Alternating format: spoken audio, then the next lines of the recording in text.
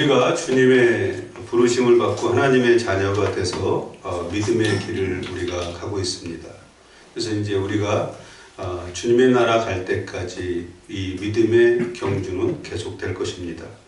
우리가 믿음의 길을 우리가 갈 때 항상 평탄한 길만 있으면 좋겠는데 그렇지는 않습니다.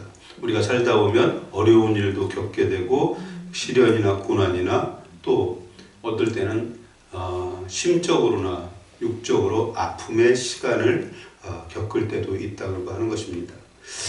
이 시간은 하나님께서 우리에게 또 허락하시는 시간이라고 우리가 믿음으로 받아들여야만 합니다. 하나님에 대한 믿음의 연단의 시간이고 또 하나님을 경외하는 삶을 배우는 그 시간이 바로 이 우리에게 주시는 고난과 시련과 어떤 아픔의 시간들이라고 할 수 있겠습니다. 하나님의 그 섭리 가운데 모든 일이 일어난다고 하는 것을 우리가 믿는다고 하면 우리가 좋아하고 우리가 기뻐하는 일뿐만 아니라 우리가 원치 않았던 일까지도 다 하나님의 섭리 가운데 있는 것을 믿기 때문에 하나님을 신뢰하기 때문에 감사함으로 우리가 그것을 받아들일 수 있어야 하는 것입니다. 오늘 우리가 읽은 그 본문 말씀은 너무나 여러분들이 잘 아시는 말씀이죠. 예수님께서 바다 위를 우리를 걷는 사건이 기록되어 있습니다. 풍랑 속에 있는 제자들의 모습을 또 기록을 하고 있습니다. 오늘 말씀에서 제자들에게 닥친 풍랑은 제자들의 믿음을 시험하는 도구에 불과하다고 하는 것을 우리가 잘 알아야 됩니다. 풍랑은 우리의 믿음을 흔들어 놓을 수는 있어요. 우리가 믿음의 길을 갈 때 어려운 일을 당하면 믿음이 흔들리는 사람들을 많이 봅니다. 그렇지만 이 풍랑은 우리를 삼키지는 못한다는 것입니다. 왜냐하면 풍랑 중에도 그 중심에 주님이 함께 하시고 지키시고 우리를 보고 계시다고 하는 사실을 우리가 믿어야 될 줄 믿습니다. 풍랑만을 바라보면 우리가 두려워하고 무서워서 그 믿음의 눈을 가려버립니다. 그러다 보면 예수님이 우리를 지켜보고 계시고 예수님이 우리를 걸어오심을 통해서 우리를 구원하시기 위해서 오시는 그 예수님이 보이지가 않는다고 하는 것입니다. 요한복음 16장 33절 말씀에 보면 세상에서 너희가 환난을 당하나 담대하라 내가 세상을 이겼다라고 말씀을 하고 계십니다. 여기서 보면 우리가 믿는 사람이 다 형통한 것이 아니라 세상에서 너희가 환난을 당할 것이다 라고 말씀하고 있어요. 어려움을 당할 것이다 라고 말씀하고 있습니다. 그런데 뭐라고 말씀하고 있냐면 담대하라 말씀하고 있습니다. 담대하라 이 말은 다른 말로 뭐냐면 두려워하지 말라 이 말씀입니다. 주님이 우리와 함께 하시겠다고 지금 말씀하시는 것입니다. 왜냐하면 너희의 힘과 능으로는 그 악한 어둠의 세력들을 이 세상의 그 권세들을 이길 수 없지만 내가 이미 이겼다고 지금 말씀하고 선포하고 계신 것입니다. 그렇기 때문에 우리가 승리하는 그런 삶을 산다고 하는 것은 바로 우리의 힘과 노력이 아니라 예수 그리스도의 이름의 능력으로 승리를 하게 된다는 것입니다. 그렇기 때문에 우리가 어떤 어려운 상황이나 어떤 처지에 놓여 있을 때 내 힘으로 우리는 뭔가 해결해 보려고 노력을 합니다. 그러나 그것이 완전히 해결되지는 않습니다. 우리가 그 어떤 일이 있을 때 어떤 어려운 일이 우리에게 당했을 때 항상 우리가 기도하는 이유 중에 하나는 뭐냐면 그러한 그 것들을 하나님께서 허락하셨다면 믿음으로 받아들일 수 있는 은혜를 구하고 나가는 것입니다. 또한 그 은혜를 구했다고 하면 이제 내가 그것을 내 힘과 능으로 헤쳐나가는 것이 아니라 예수 그리스도의 이름의 능력에 힘입어서 우리가 나아갈 때 우리는 반드시 승리하는 그런 삶을 살게 될 줄 믿습니다. 오늘 말씀은 베드로가 주님의 부르심으로 무리를 걷는 기적을 경험한 사건을 기록을 하고 있습니다. 예수님께서 무리를 걸으셨던 것 같이 예수님처럼 제자 베드로도 무리를 걷는 기적의 사건입니다. 우리 인간이 무리를 걷는다고 하는 것은 물리적으로는 불가능한 일이죠. 우리가 예수님을 믿고 믿음의 길을 간다고 하는 것은 바로 이 우리의 어떤 물리적으로 우리가 생각해서 내 의지로 내 힘으로 할 수 없는 일들을 하게 하신다고 하는 것입니다. 그것이 믿음의 사람들이 갖는 특권이고 은혜라고 하는 것을 여러분이 잘 아셔야 됩니다. 제자들은 풍랑 속에서 무리를 걸어오시는 예수님을 유령이라고 하면서 무서워했어요. 여러분 한번 상상해 보십시오. 지금 풍랑이 일어서 지금 엄청나게 지금 배가 뒤집히려고 하는 그런 요동을 치고 있는 그런 상황 속에서 멀리서 보니까 어떤 사람이 무리를 걸어오고 있어요. 그것을 본다고 하면 지금 새벽 한 3시경입니다. 그렇다고 하면 얼마나 무섭겠습니까? 그래서 유령이다라고 소리를 지를 수밖에 없었다는 것입니다. 여기서 우리가 알아야 되고 배워야 될 것은 뭐냐면 우리가 어떠한 처지나 환경 속에 놓였을 때 그 환경과 처지를 바라보면 예수님의 실체를 발견할 수 없다는 것입니다. 예수님은 우리가 어떠한 상황과 처지에 있든지 간에 항상 우리의 곁에 계시고 우리와 함께 하시고 우리를 돕기 위해서 우리를 구원하기 위해서 준비하고 계시다는 것입니다. 그렇기 때문에 우리가 믿음의 눈을 열어서 우리와 함께 하시는 그 예수님을 바라봤을 때 우리는 그 예수님을 향해서 베드로가 그랬던 것처럼 주여 나를 구원하소서라고 예수님께 구할 수가 있는 것입니다. 베드로는 예수님임을 알고 예수님께 가기를 원했습니다. 예수님이 무리를 걸어오셨어요.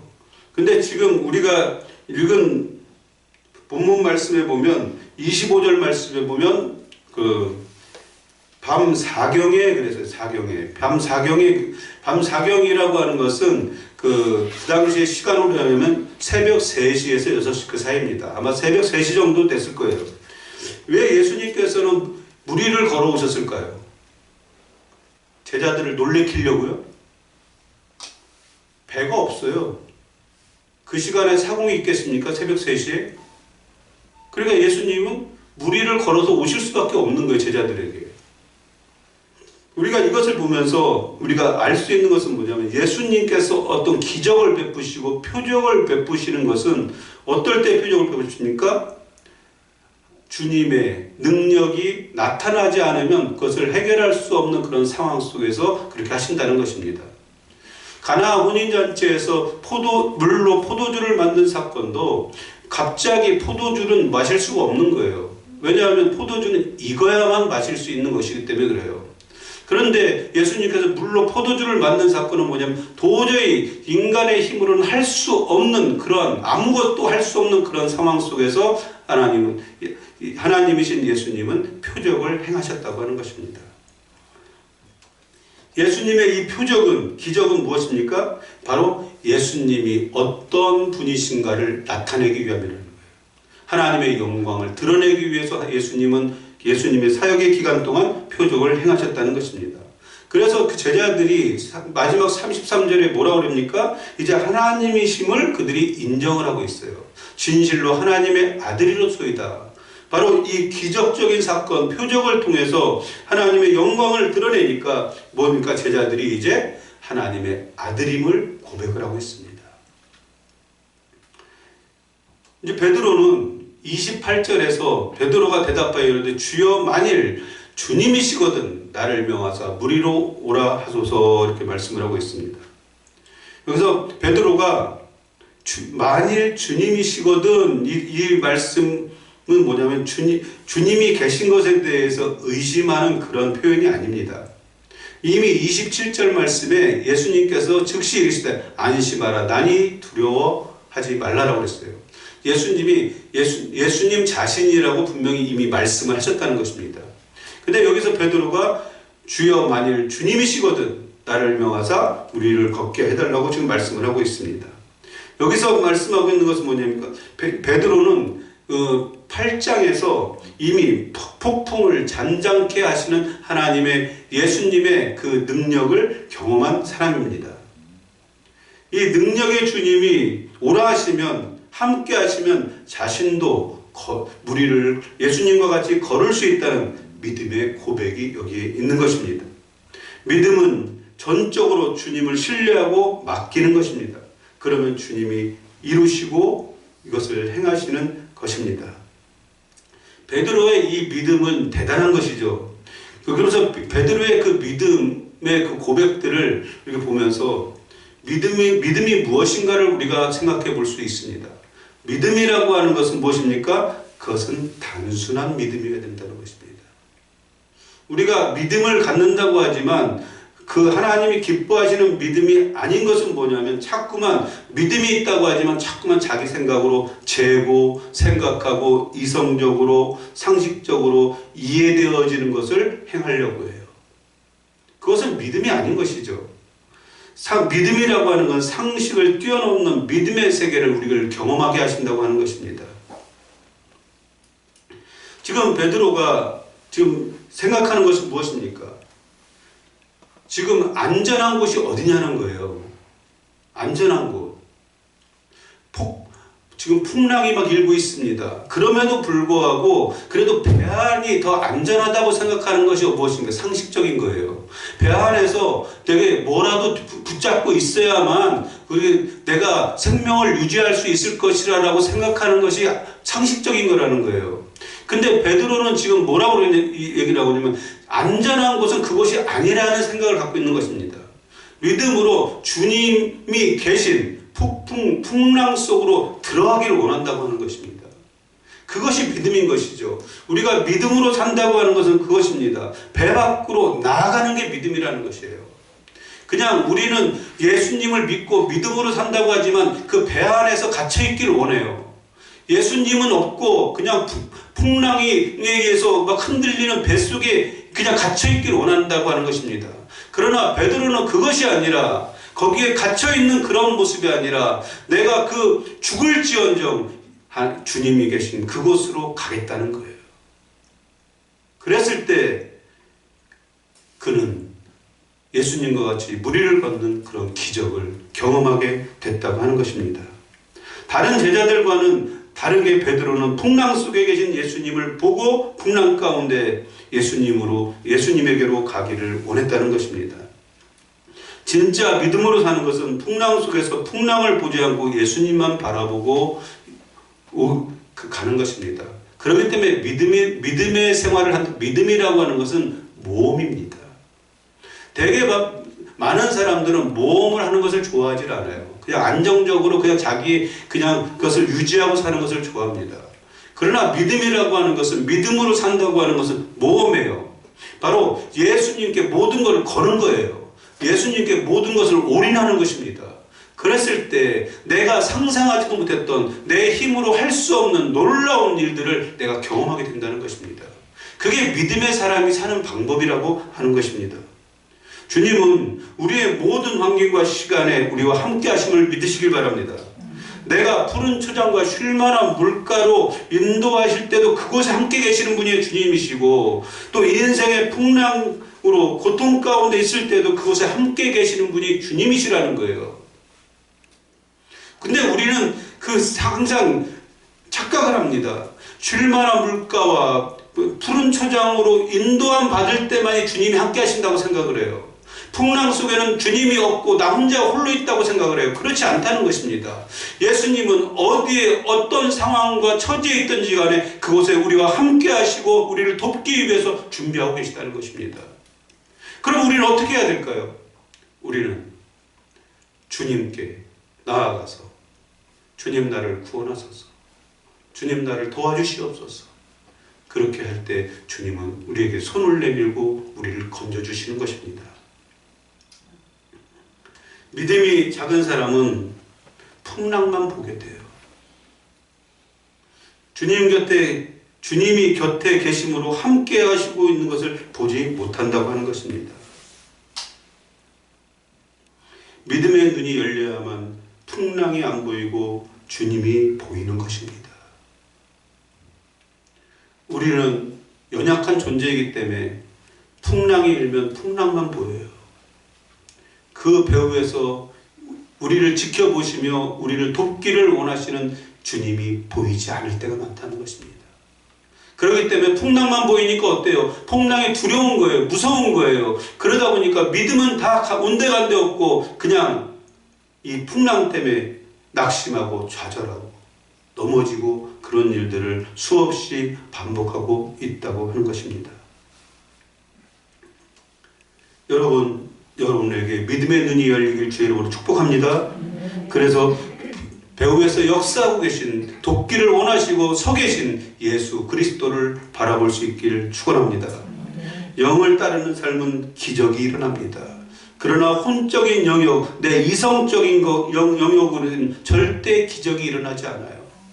내가 내 이성적으로, 내 생각으로, 내 의지로 뭔가를 하려고 했을 땐 주님은 움직이시지 않습니다. 그러면 내가 할 수 있으면 할 수 있는 대로 해보라고 그냥 내버려 두세요. 그러나 내가 이성적인 혼적인 영역에서가 아니라 영적으로 오직 믿음의 눈으로 하나님을 바라보고 주님을 바라보고 주님께 모든 것을 맡기고 나갈 때 주님이 일하시기 시작한다는 것입니다. 베드로는 오직 믿음만을, 주님만을 바라보고 물 위로 뛰어들었을 때 어땠습니까? 엄청난 믿음의 행위죠. 만약에 주님이 모른다고 하면 그 죽는 거예요. 근데 뛰어드는 겁니다. 왜냐하면 주님을 신뢰하기 때문에 그래요. 주님을 믿기 때문에 그래요. 자신을 구원하실 것을 확신하기 때문에 그럴 수 있는 것입니다.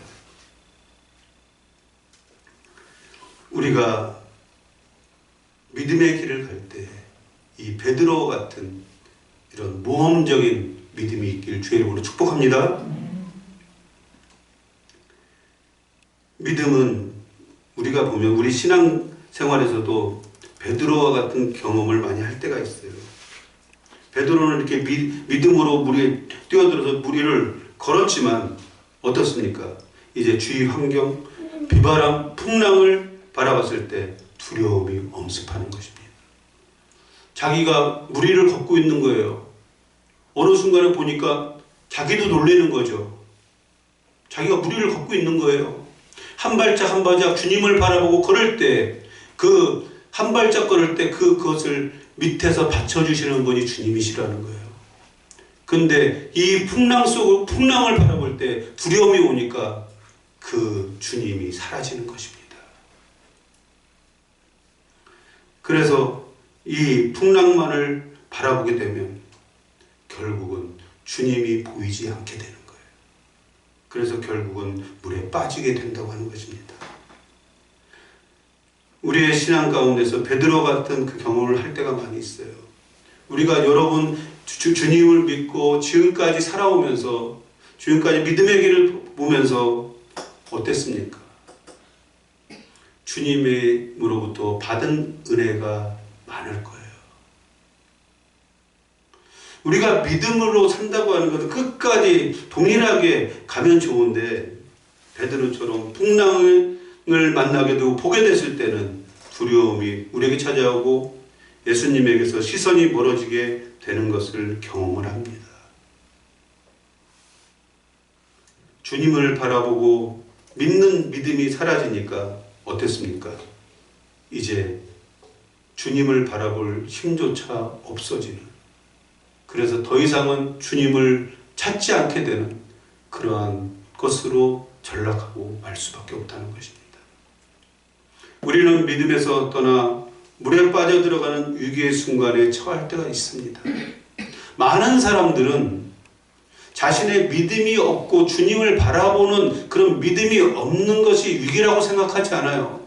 대개 보면 많은 사람들은 자신의 인생 가운데 위기를 물어보면 무엇입니까? 물질이 없어서 건강이 좋지 않아서 그러한 것에서 위기를 찾아요.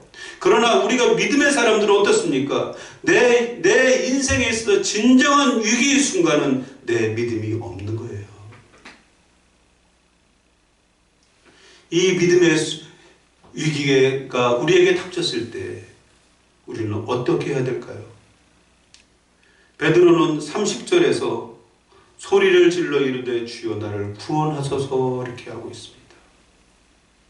이게 다른 말로 얘기하면 주님 살려주세요 그 얘기예요.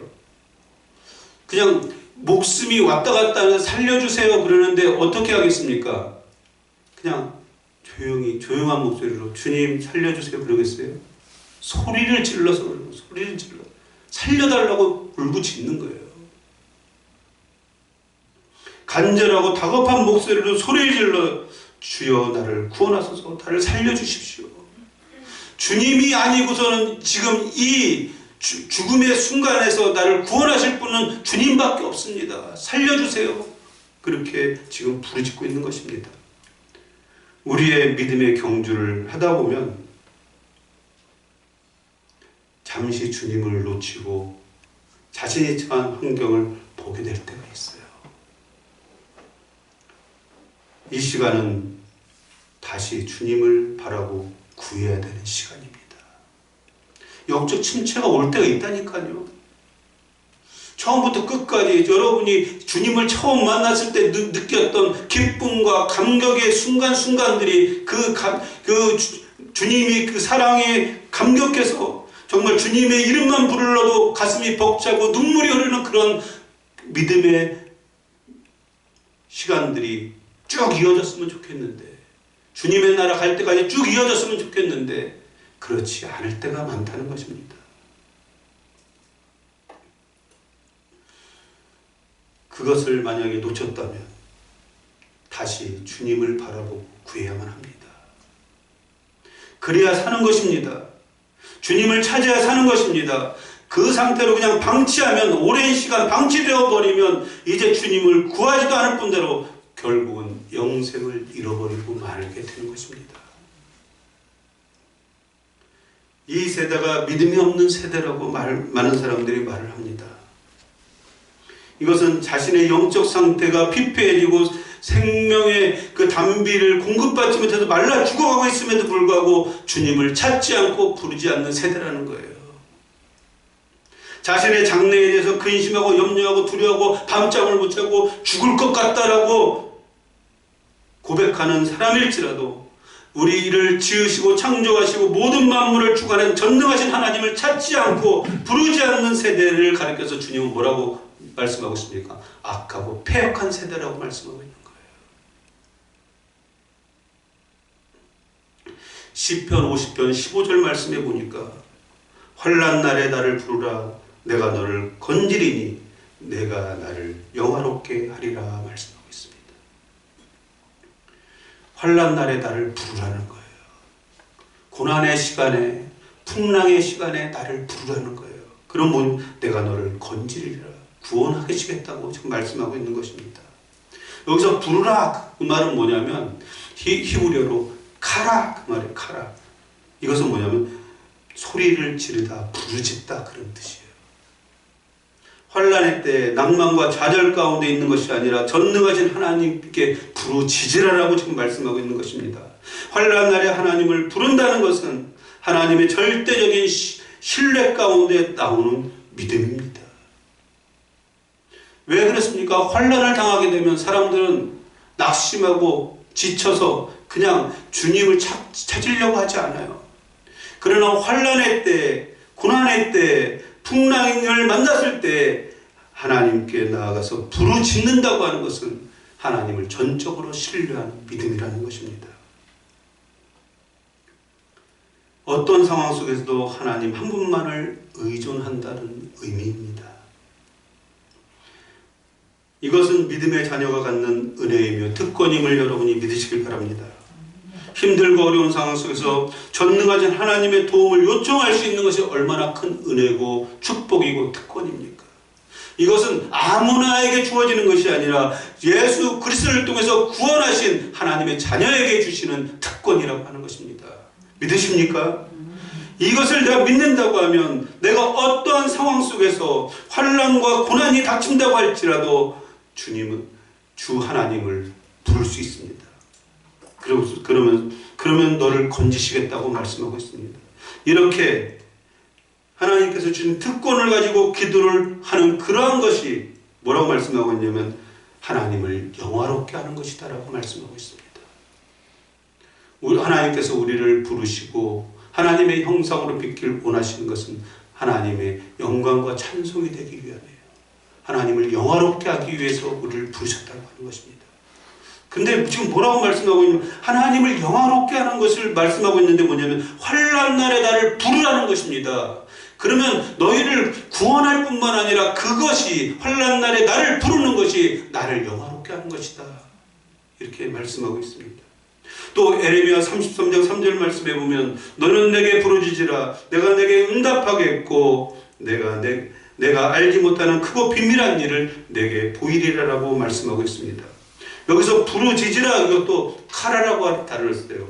여기서 시편 50편 15절 말씀에 나를 부르라 그것과 부르짖으라 그 같은 단어를 씁니다. 하나님께 소리를 높여 기도할 때 기도를 들으시고 응답하실 뿐만 아니라 우리가 알지 못하는 크고 비밀한 일, 영적인 세계의 비밀들을 가르쳐 주시고 보여주시겠다고 약속하시는 것입니다. 우리가 하나님 앞에서 믿음의 길을 갈 때 무엇보다 중요한 것이 기도죠.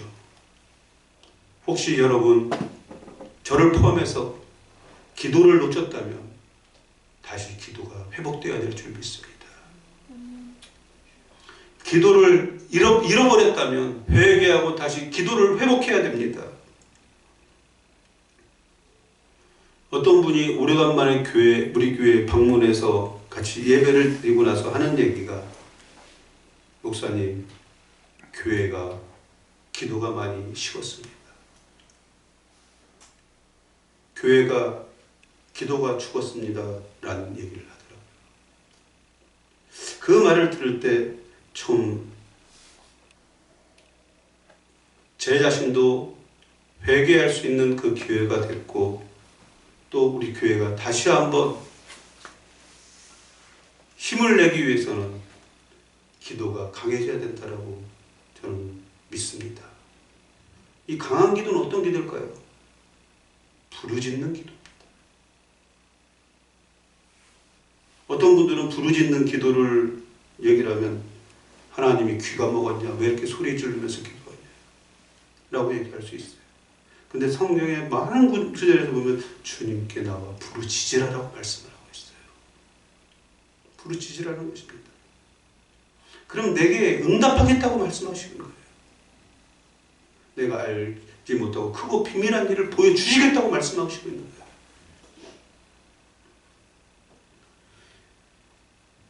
우리가 기도를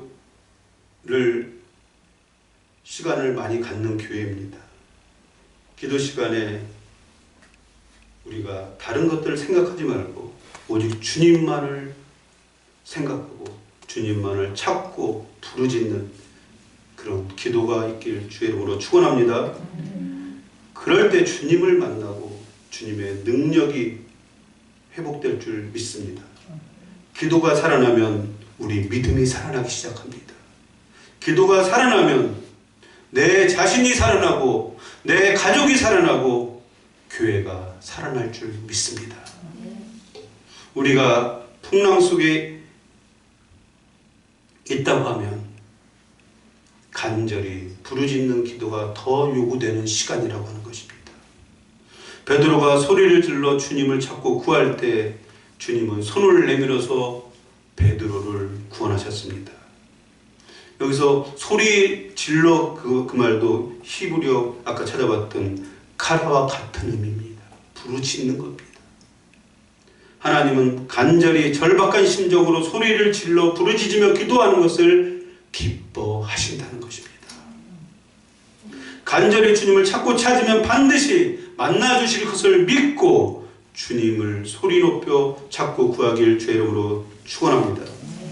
주님은 믿음의 자녀들에게 왜 풍랑을 허락하실까요? 그냥 다 순풍에 돛을 단 듯 그냥 좋은 일만 주시면 좋은데 왜 풍랑을 허락하실까요? 풍랑이란 위기의 순간에 오직 주님만을 의지하는 믿음의 사람으로 우리를 만들어가기 위함이에요. 예수님 믿고 그냥 순풍에 돛을 단지 아무런 환난도 없고 고난도 없다고 하면 우리는 정말 교만해질 겁니다. 우리를 낮추시고 겸손하게 온전히 주님만을 바라보는 사람으로 만들어가기 위해서 환난과 풍랑도 허락하시는 것입니다. 어떤 환경이 주어진다고 해도 그곳에 오직 주님만을 바라보는 참 믿음의 사람으로 변화시키기 위해서 우리에게 풍랑을 허락하시는 것입니다. 주님은 우리에게 풍랑을 주실 때 우리의 믿음을 보시기 위해서 허락하시는 것입니다.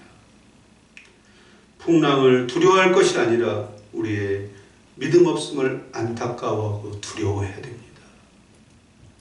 왜? 우리가 믿음 없고 두려워함을 통해서 하나님으로부터 떠나 있을 때 주님이 함께하지 않기 때문에 그래요. 풍랑은 아무것도 아닙니다. 풍랑을 다스리시는 예수님이 그 가운데 계시고 우리를 바라보고 우리를 지키시고 있기 때문입니다. 풍랑 속에서 환난의 때 주님을 소리 높여 부르면 주님은 손을 내밀어 우리를 구원하실 것입니다. 찬송가 373장 2절 말씀에 보면 그 가사가 이런 가사가 있어요. 큰 물결이 일어나 나 쉬지 못하나 그 풍랑 인하여 더 빨리 갑니다. 큰 물결이 일어났어요. 풍랑이 막 일고 있어요. 그래서 내가 그것을 어떻게 헤쳐보려고 노력하는데 잘 되지가 않아요. 쉬지 못해요. 그러나 이 풍랑으로 인해서 주님이 함께 하시기 때문에 그 풍랑이 도리어 우리에게 힘이 되고 용기가 돼서 우리가 더 빨리 갈 수 있다고 하는 것입니다. 풍랑과 같은 환난 때문에 믿음이 약해지는 것이 아니라 주님의 은혜로 더 믿음이 강해지고 단단해지게 되는 것입니다. 풍랑이 오려 우리 믿음을 견고하게 할 뿐 아니라 오직 예수님만을 의지하고 바라보고 사는 은혜가 충만하게 될 줄 믿습니다. 여러분, 우리가 영적인 침체로 주님을 향한 열정이 식었습니까? 기도의 간절함이 사라졌습니까? 주님이 주시는 소망이 없을 때 이 위기의 시간에 우리가 구하고 찾아야 될 것은 바로 예수님 한 분입니다. 다시 믿음의 주요 온전케 하시는 소망 되시는 주님을 간절히 찾는 믿음과 은혜가 회복되어지는 여러분이 되길 주의 이름으로 축복합니다. 우리가 믿음으로 주님을 바라보고 나가는 만큼 우리는 보게 될 것입니다. 우리가 믿음으로 주님을 바라보고 나가는 만큼 우리는 보게 될 것이고 가게 될 것이고 듣게 될 것입니다. 그리고 주님의 기적을 경험하게 될 것입니다. 여러분 안에 이 은혜가 여러분 가운데 어떤 풍랑과 같은 어려움이 닥쳤다고 하면 그 풍랑을 보지 말고 그 배후에서 역사하시는 하나님을 바라보고 믿음으로 나아갈 때 주님이 우리를 구원하시고 우리에게 하나님께 영광을 돌리는 그런 복된 은혜의 삶으로 인도하실 줄 믿습니다. 우리 기도하겠습니다. 말씀을 기억하면서 우리 함께 기도하기로 합니다. 기도하겠습니다. 사랑과 은혜가 충만하신 여호와 아버지 하나님 감사합니다. 주님, 우리가 믿음의 길을 갈 때 풍랑을 만나고 어려움을 겪을 때가 있습니다. 주님, 그러다